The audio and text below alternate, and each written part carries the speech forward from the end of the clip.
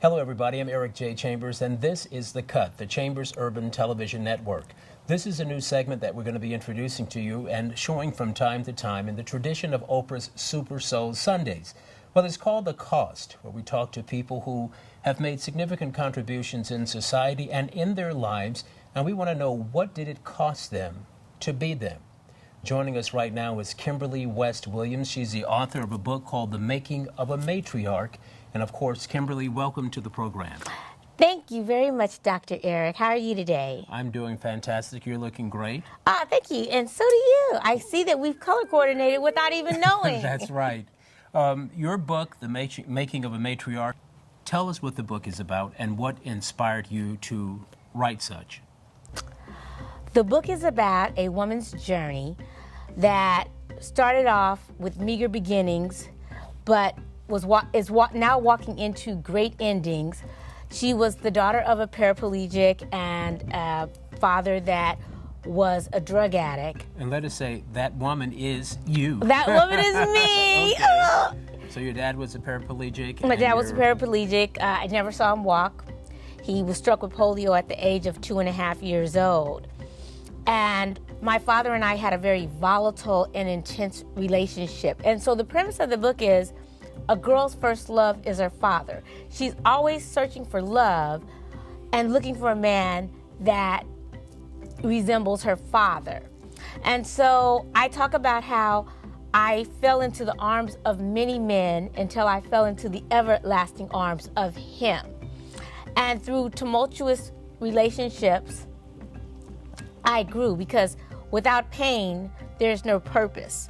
And so being in bad relationships and misdirected passions, eventually I evolved and I started walking in my purpose. So the book is about a woman's self-love, self-awareness, and a woman's self-evolution. I know you wanted to share your testimony, and you were very transparent in the book. So tell us why it was important for you to share it with the people, with the world.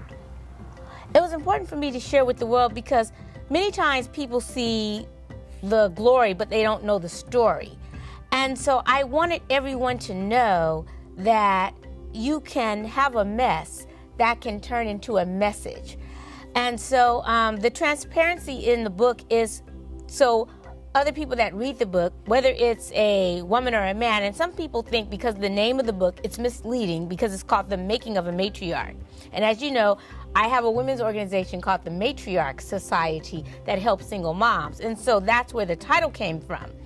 However, the book is for men and women to take a look at self and discover who they were called to be and whose they are called to be. And so I thought it was important to get this message out to let other people know that struggle with self-love, that they're not alone. Mm-hmm. Talk about your relationship with your father. You said that he was a drug-addicted paraplegic, but nevertheless, you didn't love him any less. Why was it important for you to, and of course he was in and out of your life, I understand, but you were able to salvage toward the end, at least at the end, that relationship? Why was it important for you to be a forgiving daughter for beginners? Well, I don't want to mislead anybody. I was always, from the time I was like a baby, I was always a daddy's girl. And my dad was the only one in my immediate family that fed into me and told me how beautiful I was, how smart I was, and I was the apple of my father's eyes. But, however, when you're dealing with someone that, number one, has a substance abuse addiction, sometimes they love the drug more than themselves or the others that are around them. And number two, with him being a paraplegic, it was very challenging. It's almost like trauma for a child to grow up with a parent that has a disability. So our relationship, when I say it was very intense, because my dad loved me and I loved him. However, it was tumultuous because of the drugs, and he used the drugs to fulfill his manhood or to numb the fact that he couldn't walk. So I wanted everyone to know, like, having a organization that helps and teaches and supports single moms, the importance of the primary caregiver. What is the role that they play in that child's life as far as their development as they become an adult? So everyone knows that a child of a parent that has an addiction, someone has a codependent relationship, they take on different roles, as I took on the hero child. And it can kind of sometimes stifle you as far as you progressing to who you need to become until you began to look at yourself and self-heal. And healing doesn't come unless you forgive. And of course, your mother. Tell me about her. And so I don't talk a lot about my mother in the book. That's the book two.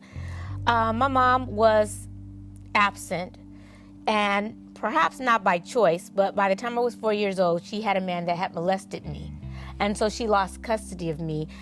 And my grandparents were my major caregivers until the age of 13. And then from 13 to 17, I went back to stay with my paternal aunt. And then at 17, I returned to stay with my mother, only to be put out at gunpoint again. So my mother, she just didn't have any maternal instincts. And I later found out when she went to be with the Lord in 2009 after doing research, I'm a generation curse breaker, because my mom, she wasn't raised by her mom, because her mom died when she was 4 years old, and her mother's mother died when my grandmother was 2 years old. So she just didn't know how to be a mom. And so the only strong parent that I had, and although it was dysfunctional, that nurtured me, was my dad. In your book, there's a poem that basically says there was a hole in your soul. Is it because of the fact that you had so many missing pieces of your childhood? Is that part of it? That was part of it. Because when you don't have a foundation and your childhood is not built on a foundation and it's just thrown out there and put together, there's cracks, because it takes a foundation to build. And so there were a lot of cracks and there were a lot of holes, and there was a hole in my soul. And so when I talk about the different relationships that I was in, I was looking for something or someone to fill up that hole. But because I wasn't whole as a woman, and it wasn't until I began to grow in my spiritual relationship that I was healed and I became whole. So the poem, There's a Hole in My Soul, I just basically talk about how as a woman I searched to be fulfilled, but I looked for love in all the wrong places. Okay, and speaking of love, you talk about how you had a promiscuous young adulthood. I did. Tell me about that. I did. And what caused that? Because a young woman most of the time, and some women, we equate love with making love. And I don't know if it's really making love, because if it's not really, the real thing, okay. But we equate love with sex. Okay. And so we fall prey to being in the arms of a man or being in the bed with a man, thinking that that's how we are loved. And, in the book, if you notice, I never men bash. I never play the victim, although I did some victimizing yourself. Victimizing myself. However, when you don't know what real love is, and you don't know your value, and you don't know your worth, you equate love to different things. You might equate love to gifts, someone giving you gifts, someone doing an act of service for you, or you might equate love to just, I'm in the bed with this man and we're making love. And I'm making love really just because I want to hear him tell me he loves me. I want to hear him tell me how wonderful I am. I want him to hold me. But that's just a sexual act, and it's not love. And so until I became self-aware of who I was and started to love myself, I found myself in the arms of many men and in the bed of some men. And speaking of one of the men, you talk about how he was an older guy. You found yourself attracted to older men, and expound on that just a little bit. You know what? It was one of the most beautiful relationships I had ever had. This man was 21 years older than me. Okay. And he was impotent. And so that's where I learned that I didn't need sex to be loved. And this man, he had a son that was getting ready to go play pros, and his family swore That's that professional football. In fact, he's still in the professional football, ranks right yes. now. And I have changed the names to protect the guilty. Okay. And so I don't want any trouble. Okay. But anyway, and this man, he loved me. We talked about our dreams.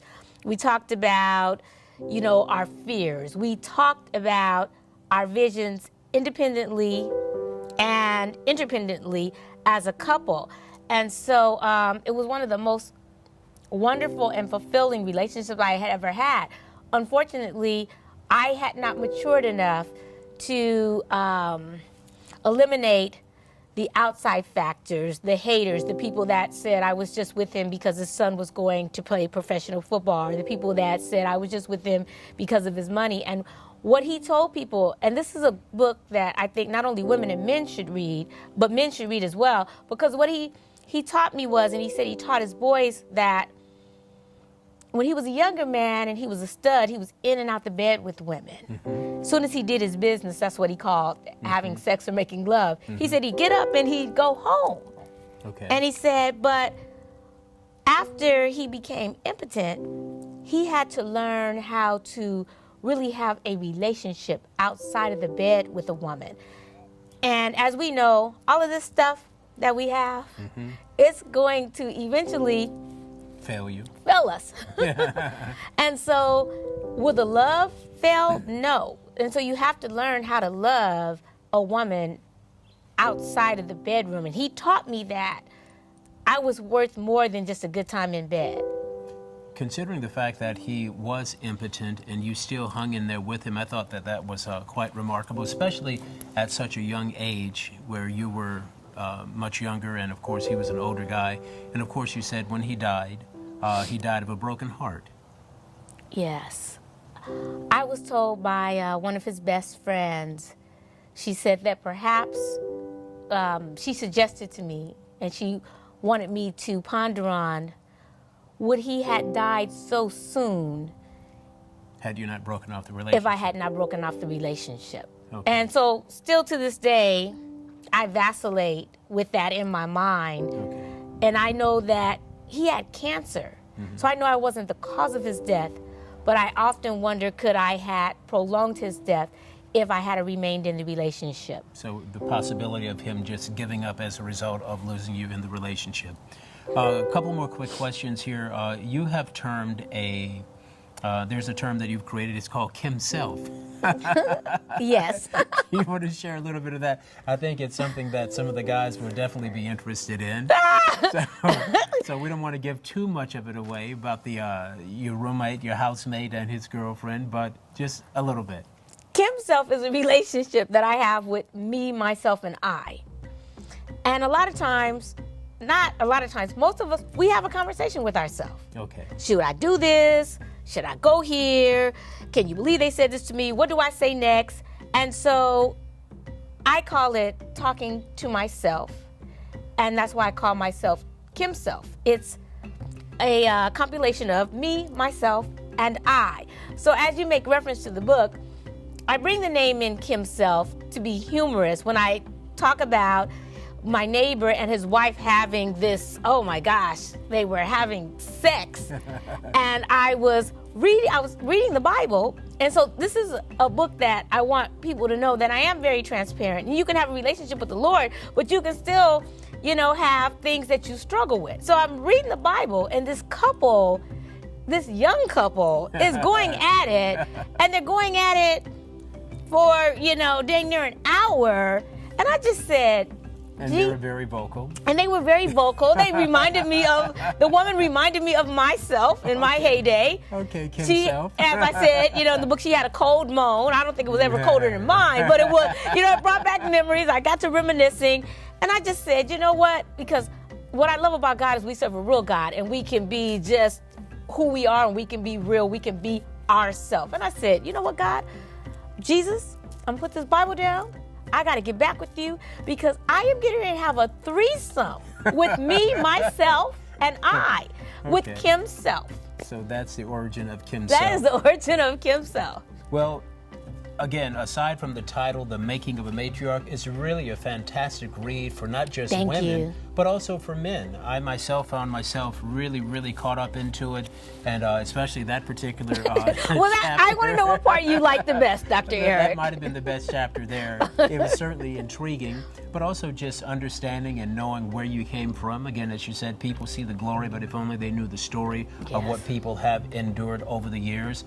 Of course, you working in law enforcement yourself, and you get a chance to see all kinds of people who are dealing with all kinds of issues. And I'm sure most of them do not even think that you have dealt with a lot of the some of the similar issues that perhaps some of them have dealt with as well. But nevertheless, once again, the book is called The Making of a Matriarch with Kimberly West Williams. And of course, Kim, tell the people where the book is available.